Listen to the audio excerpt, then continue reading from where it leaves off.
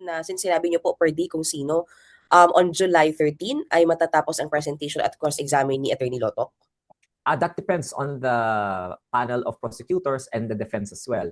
Of course, that is just a schedule that is ideally proposed, but as you have seen with the first witness, NBI agent Kalilong, it took little time for them to finish the presentation of their direct examination. So it might also be the same with Regional Director Attorney Lotok on Monday. So we expect siguro a long trial date on Monday just to try to finish the direct examination, the cross-examination, the redirect examination, and the recross examination.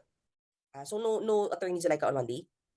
Of course, doon natin makikita kung si Attorney Zulaika will be heeding kung tatalima siya doon sa subpoena, pero pinapatawag siya base doon sa subpoena na inilabas ng 2 araw. So dapat kung na-receive niya na yon, nakita niya na yon, baka punta na siya ng Lunes. At kung hindi man siya makapunta ng Lunes, meron pa siyang Tuesday para makapunta at humarap sa impeachment court. Pero tama ba, Attorney? Kahit pumunta siya ng Monday, hindi siya possible. Tatalima siya doon sa subpoena. Pero pinapatawag siya base sa subpoena na inilabas ng 2 araw. Hello? Ayan. Attorney, tama ba? Kahit po ipatawag siya ng Monday, hindi po siya isasalang si Attorney Zulaika? Tama ka dyan. Tama ka dyan. Dahil ang nakaschedule talaga ng Lunes ay si NBI Regional Director Loto. May information na po ba kasi may speculation po online na baka nga po babalik po at dadalaw uli si Vice President. May information na po ba kayo tungkol dyan? Lalo na next week, yun nga po, medyo ang line na po, for example, inaantabayanan po yung pagharap ni Attorney Zulaika Lopez. Go ahead, sir.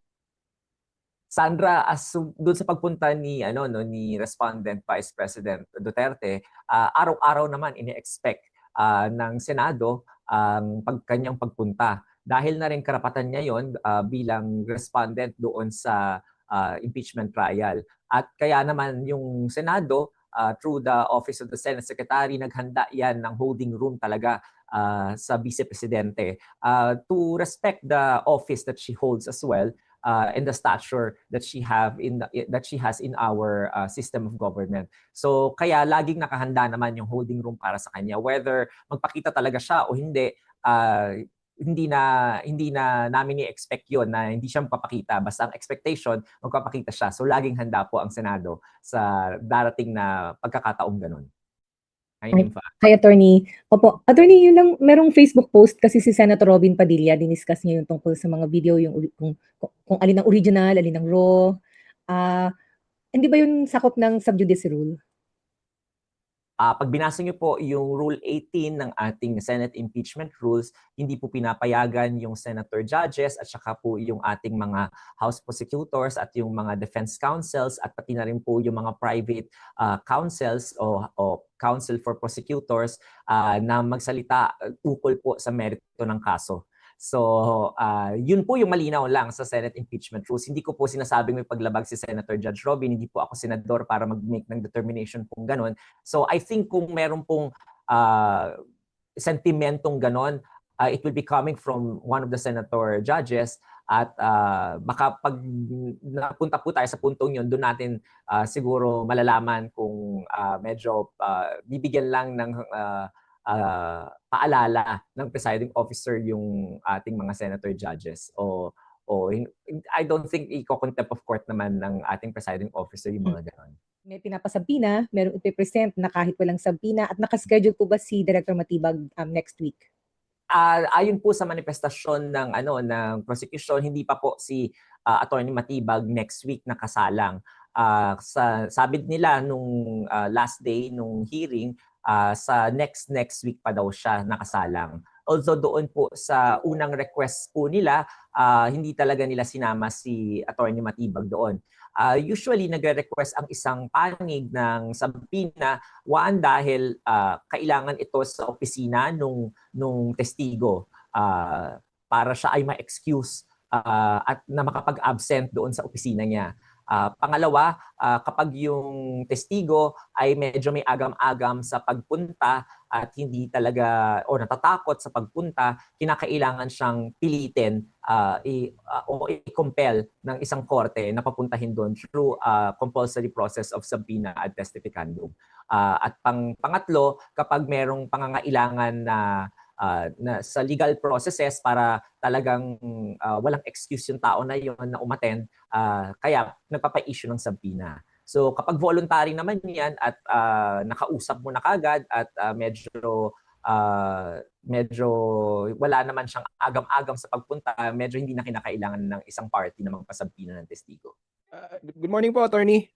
Sir, Good tanong ko lang morning. kasi may mga ilang legal expert na pumupuna, sinasabi masyado daw legalistic, masyado raw technical yung impeachment trial at parang sinasabi ng iba parang nahihirapan daw yung publiko na maintindihan. Paano nyo po i-address ito and magkakaroon po ba ng mga adjustment next week tungkol po dito, sir?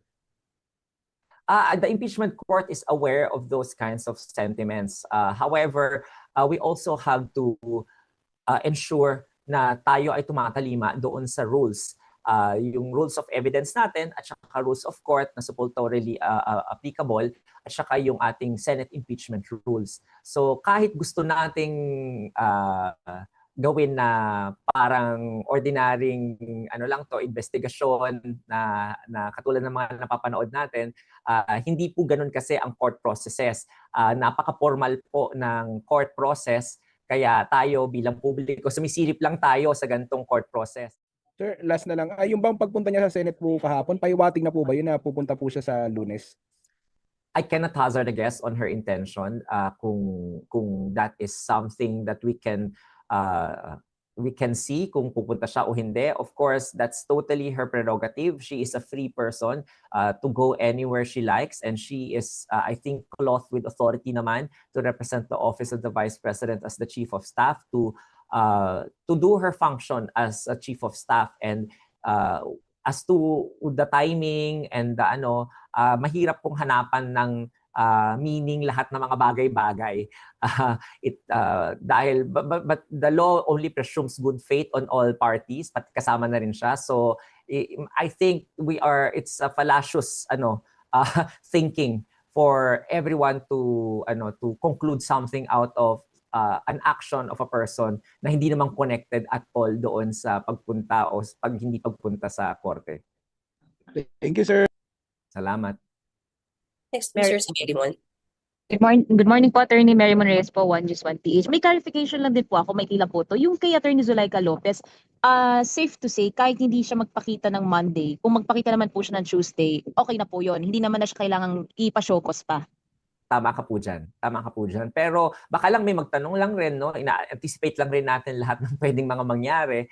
Baka may magtanong lang pag magpakita siya ng Tuesday, tatanungin siya, ba't di ka nagpakita ng Monday? So that's a fair ask. I mean, everyone can do that. So, pero kung nagpakita siya ng Monday, then baka sa Tuesday, sabihan din siya, magpakita ko ulit sa Tuesday. So, yung mga ganun yung mga scenario na ina-anticipate natin. Kasi that's just a reasonable cause and effect naman ng pagkakaroon ng ganung subpoena at nasa 2 araw na Monday at saka Tuesday.